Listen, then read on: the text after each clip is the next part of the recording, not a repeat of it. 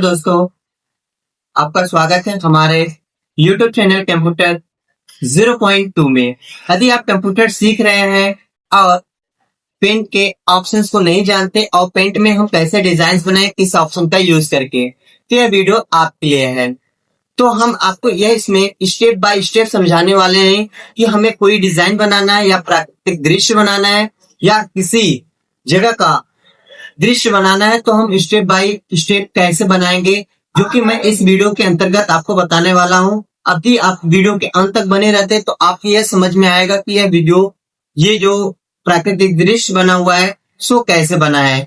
तो वीडियो को लेकर चलते हैं। अभी तक हमारे चैनल को सब्सक्राइब नहीं किए हो तो प्लीज चैनल को सब्सक्राइब और एक प्यारा सा कमेंट देकर हमें फॉलो जरूर कर लीजिएगा। वीडियो को स्टार्ट करते हैं।